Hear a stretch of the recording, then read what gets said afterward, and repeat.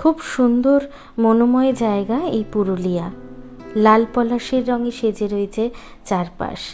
এত শান্ত স্নিগ্ধ প্রকৃতি আমার মতো এই শান্তিপ্রিয় আবেগী আর ভাবুক মেয়ের কাছে সত্যিই ভালো লাগার জায়গা।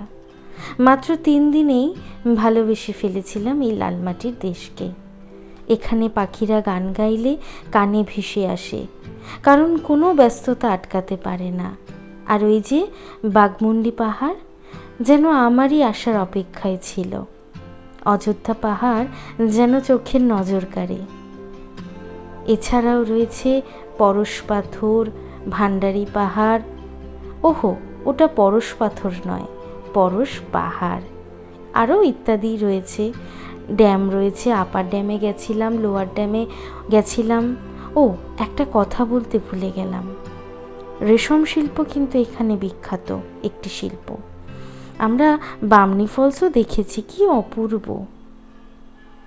লালমাটির গ্রামের মানুষরাও কত সাবলীল।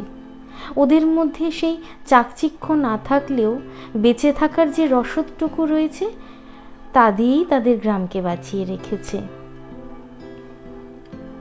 নানান রকম উৎসব তারা পালন করে, আর যা তারা ইনকাম করে তা নিজেদের জীবনযাত্রায় কাজে লাগায়। এটাই হচ্ছে এখানকার বিশেষত্ব। কি ভালো লাগার জায়গা। যারা আমার মতন একটু শান্তিপ্রিয় লোক তারা 2 দিনের জন্য ঘুরে আসতে পারো বা পারেন। আমি ওই গ্রামের কিছু মানুষের সাথে কথা বলেছিলাম, খুব ভালো লেগেছিল। ভিডিও শেষে তার ছোট্ট একটি ক্লিপ দিয়ে রাখলাম।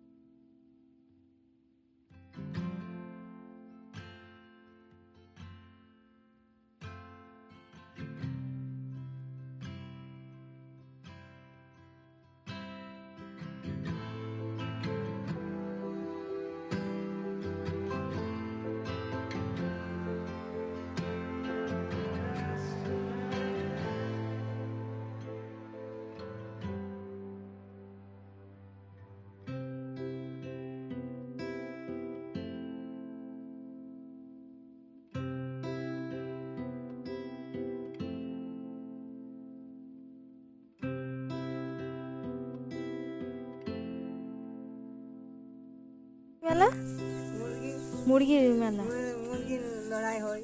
আচ্ছা, এটা ডুংরির মেলা। হ্যাঁ, ডুংরি মেলা। আচ্ছা, ডুংরি বলে। হ্যাঁ।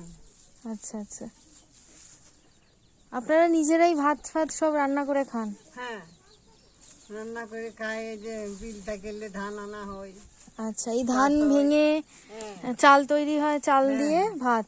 ভাত হয়। ভাত আর কি খান? দেখো, সব সবজি আমাদের পাহাড়ে সব কিছু পাওয়া যায়। বাহ, সবজি পয়সা হলে সবজি পাওয়া মিলে, যেটা নিবে তুমি, মাছ টাছ, মাংস টাংস, আচ্ছা মুরগা টুরগা। আচ্ছা। হ্যাঁ।